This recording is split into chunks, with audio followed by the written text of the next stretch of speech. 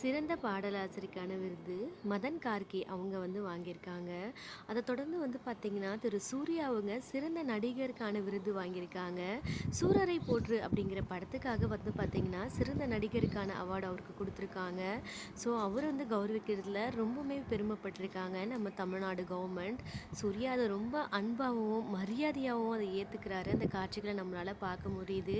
உதயநிதி அவங்க வந்து பார்த்தீங்கன்னா, அத ரொம்பவுமே ரெஸ்பெக்ட்ஃபுல்லா அவருக்கு வந்து குடுக்குறாரு. அந்த காட்சிகளையுமே நம்மளால பார்க்க முடியுது. ஸோ ஒவ்வொரு கலைஞர்களுக்கும் இது ரொம்ப ரொம்ப முக்கியமான ஒரு விஷயங்க. இந்த மாதிரி பாராட்டுகள் ரொம்ப தேவை. நம்ம சூர்யா அவங்க வந்து பார்த்தீங்கன்னா, "இது எனக்கானது இல்ல, உங்களுக்கானது" அப்படின்னு நம்ம ஏ.ஆர். ரகுமான் அவங்களுக்கு டெடிகேட் பண்றாங்க. ஸோ ஃபுல்லாவே சூர்யா அவங்களோட டெடிகேஷன் எல்லாமே வந்து பார்த்தீங்கன்னா, "சூரரை போற்றும்" டீமுக்காக இருந்தது. அடுத்தது வந்து பார்த்தீங்கன்னா, "வேலன் வந்தா வெள்ளைக்காரன்" அந்த படத்துக்காக விஷ்ணு அவங்களுக்கு சிறந்த நடிகருக்கான விருது வந்து பார்த்தீங்கன்னா, தமிழக அரசு குடுத்துருக்காங்க. ஸோ இதுவுமே பார்க்க ரொம்பவுமே சந்தோஷமா இருக்குங்க. அத தொடர்ந்து கனா படத்துக்காக வந்து பார்த்தீங்கன்னா, சிறந்த நடிகைக்கான விருத ஐஸ்வர்யா ராஜேஷ் அவங்க வந்து பார்த்தீங்கன்னா, அந்த படத்துக்காக வாங்கியிருக்காங்க. பார்க்க ரொம்ப சந்தோஷமா இருக்குங்க. நம்ம தமிழ் பட நடிகை வந்து பார்த்தீங்கன்னா, ஒரு ஸ்டேட் அவார்ட் வின் பண்ணியிருக்காங்க அப்படிங்கிறது ஒரு பெரிய விஷயம் தான். ஸோ அவங்களுக்கு இந்த அவார்ட் கிடைச்சதுல ரொம்பவுமே சந்தோஷம். டிசர்வான பெர்சன் தான் அவங்க. அடுத்தது இத தொடர்ந்து வந்து பார்த்தீங்கன்னா, நம்ம சிரிப்பு மன்னனாகிய நம்ம எல்லாரையும் மகிழ்விச்சு பார்க்கக்கூடிய யோகி பாபு அவர்களுக்கு வந்து பார்த்தீங்கன்னா, சிறந்த காமெடியனுக்கான சிறந்த விருது வந்து குடுத்துருக்காங்க. இது ரொம்ப ரொம்ப ரொம்ப இம்பார்ட்டன்ட். எந்த விருது முக்கியமோ இல்ல, என்டர்டெயின்மெண்ட், காமெடி அப்படிங்கிறது ரொம்ப ரொம்ப முக்கியம். அதுக்கு நம்ம யோகி பாபு அவங்களுக்கு குடுத்துருக்கிறது ரொம்பவுமே சந்தோஷமா இருக்குங்க. ஸோ அந்த அவார்ட அவர் ரிசீவ் பண்ணிட்டு ரொம்ப சந்தோஷமா போயிட்டுருக்காரு.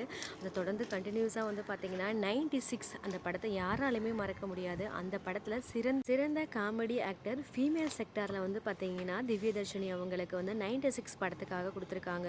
பிகாஸ் அந்த படத்துல இவங்கள மறக்கவே முடியாது. "அன்னையாரே" அப்படிங்கிற அந்த வெர்ஷன் எல்லாமே வந்து இவங்களால மட்டும் தான் அவ்வளோ பெர்ஃபெக்ஷனா பண்ண முடியும். ரொம்ப நேர்த்தியா பண்ணியிருப்பாங்க 96 படத்துல. அத தொடர்ந்து வந்து பார்த்தீங்கன்னா, அமீர் அவங்களுக்கு சிறந்த குணச்சித்திர நடிகைக்கான அவார்ட் வந்து குடுத்துருக்காங்க.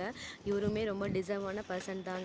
நிறைய டைரக்ஷன்ஸ் பண்ணியிருக்காரு. இப்போ வந்து குணச்சித்திர நடிகை, அதாவது சைட் சப்போர்ட்டிங் கேரக்டருக்காக வந்து பார்த்தீங்கன்னா, இவருக்கு வந்து பார்த்தீங்கன்னா, இந்த அவார்ட் குடுத்துருக்காங்க. இதுலயுமே வந்து நம்மளுக்கு ரொம்ப சந்தோஷங்க. ஏன்னா நிறைய முக்கியமான படங்கள் எல்லாமே பண்ணியிருக்காரு. அந்த வரிசையில இந்த படமும் ஒண்ணா இருக்கும் அப்படின்னு நினைக்கிறேன். தொடர்ந்து கடைக்குட்டி சிங்கத்துக்காக விஜய் அவங்களுக்கு வந்து பார்த்தீங்கன்னா, சிறந்த துணை நடிகைக்கான அவார்ட் வந்து குடுத்துருக்காங்க. ரொம்ப சந்தோஷமா இருக்கு. இவங்களுமே வந்து பார்த்தீங்கன்னா, நிறைய வந்து பார்த்தீங்கன்னா, நாடகம், அது மட்டும் இல்லாம பெரிய பெரிய ஆக்டர்ஸ் கூட வந்து சிஸ்டர்ஸாவும், அம்மாவாவும் நிறைய நடிச்சிருக்காங்க. ஸோ இவங்களுக்கு இந்த அவார்ட் கிடைச்சது ரொம்ப சந்தோஷம். அத தொடர்ந்து வந்து பார்த்தீங்கன்னா, நம்மளோட புரட்சி தலைவரான சமுத்திரக்கனி அவங்களுக்கு வந்து பார்த்தீங்கன்னா, சிறந்த கதாநாயகிக்கான விருது வந்து பார்த்தீங்கன்னா குடுத்துருக்காங்க. நிறைய படங்கள் அவர் பண்ணியிருக்காரு. எல்லா படமே வந்து பார்த்தீங்கன்னா, ஒவ்வொன்னுமே தனித்துவம் வாய்ந்ததா இருக்கும். அந்த நிலையில வந்து பார்த்தீங்கன்னா, நம்ம சமுத்திரக்கனி அவங்களுக்கு சிறந்த நடிகருக்கான விருது வந்து குடுத்துருக்காங்க. பார்க்கவே ரொம்ப சந்தோஷமா இருக்கு. அவர பார்க்குறப்பயே நமக்கு எல்லாருக்கும் ஒரு அண்ணன் அப்படிங்கிற ஒரு ஃபீல் வந்து ஆட்டோமேட்டிக்கா ஏற்படுத்தும். "படியேறும் பெருமாளோட" டைரக்டரான மாரிமுத்து செல்வன் அவங்களுக்கு வந்து பார்த்தீங்கன்னா, சிறந்த டைரக்டருக்கான அவார்ட் வந்து குடுத்துருக்காங்க. இதுவுமே ரொம்ப சந்தோஷமா இருக்குங்க. சின்ன சின்ன இயக்குனர்கள கூட வந்து பார்த்தீங்கன்னா, இந்த மாதிரி கௌரவிக்கிறாங்க நம்ம தமிழ்நாடு அரசு. இதையே நம்ம பாராட்டணும். ஏன்னா, சின்ன ஒரு இயக்குனராக இருந்தா கூட அவர வந்து ஊக்குவிக்கிறாங்க. இந்த மாதிரி பண்ணுறது மூலியமா நிறைய இயக்குனர்களுக்கு வந்து பார்த்திங்கன்னா, நம்மளும் பண்ணலாம், படம் பண்ணலாம் அப்படிங்கிற ஒரு தாட்ஸ் வந்து வரும். அதுக்கப்புறம் வந்து பார்த்திங்கன்னா, "சூரரை போற்றும்" படத்துக்காக வந்து பார்த்திங்கன்னா, பெஸ்ட் அவார்ட் வந்து யார் வாங்கியிருக்காங்க டைரக்டர்ன்னு பார்த்திங்கன்னா, சந்தோஷ் நாராயணன் அவர்கள். அதை தொடர்ந்து வந்து பார்த்திங்கன்னா, 96 படத்தை யாராலுமே மறக்க முடியாது. 96 படத்தை யாராலுமே மறக்க முடியாது. அதோட இயக்குனருக்கு வந்து பார்த்திங்கன்னா, பெஸ்ட் ஃபிலிம் இன் 96 அப்படிங்கிறது குடுத்துருக்காங்க. அதை தொடர்ந்து வந்து பார்த்திங்கன்னா, நம்மளோட கனா படத்துக்காக சிறந்த துணை இயக்குனருக்கான விருது காமராஜ் அவங்க வாங்கியிருக்காங்க. சமீபத்தில கூட பார்த்திங்கன்னா, கோவிட்ல அவங்க ஒய்ஃப் இறந்துட்டாங்க. இவருக்கு 2 பெண் குழந்தைங்க இருந்தாலும், அந்த டைம்ல ரொம்ப மன கஷ்டத்தில இருக்கும்போது, சிவா அவங்க வந்து பார்த்திங்கன்னா, அவர் கூடயே இருந்து ஒவ்வொரு விஷயங்களையும் அவர ஆத்தி தேத்தி கூட்டு வந்திருக்காங்க. ஸோ, அவருக்கு இந்த அவார்ட் கிடைச்சதுல ரொம்பவே சந்தோஷமா இருக்கு. ஸோ, அவங்க ஒய்ஃப் ரொம்ப சந்தோஷப்படுவாங்க அப்படின்னு நான் நினைக்கிறேங்க. இத தொடர்ந்து வந்து பார்த்திங்கன்னா, நிறைய கலைஞர்கள வந்து ஊக்குவிச்சிருக்காங்க தமிழக அரசு. கன்டினியூஸா நிறைய பேர் வந்து பார்த்திங்கன்னா, ஒரு சிலருங்க வராம இருந்தாங்க. பட் நான் ஆல்ரெடி நம்ம தமிழ் திரை உலகமே, ஒட்டுமொத்த திரையுலகமே வந்து பார்த்திங்கன்னா, காமராஜர் அரங்கத்தில் தான் வந்து பார்த்திங்கன்னா திறந்திருந்தாங்க. இத தொடர்ந்து கனா படத்துக்காக கனா படத்துக்காக வந்து பார்த்தீங்கன்னா, சிறந்த பாடல் பாடியதுக்கான அவார்ட வந்து நம்ம ஆராதனா சிவகார்த்திகேயன் அவங்க வந்து வாங்கியிருக்காங்க. அந்த பொண்ணு முகத்துல அவ்வளோ ஒரு சந்தோஷம் இருக்கு. ஸோ நம்ம சிவா அண்ணனுக்கு எந்த அளவுக்கு ஒரு பெருமை இருக்கும் அப்படின்னு நமக்கு பார்க்கும்போதே தெரியுது. "அவள குட்டி பொண்ணா வாயாடி பெத்த புள்ள" அப்படின்ற சாங்க அவ்வளோ டெடிகேஷனா, எமோஷனலா பாடியிருப்பாங்க இந்த குட்டி. பட் இப்போ வளர்ந்துருக்காங்க. என்னதான் வளர்ந்தா இருந்தாலும் அவங்க அப்பா, அம்மாவுக்கு ஒரு பெருமைய சேர்த்துருக்காங்க.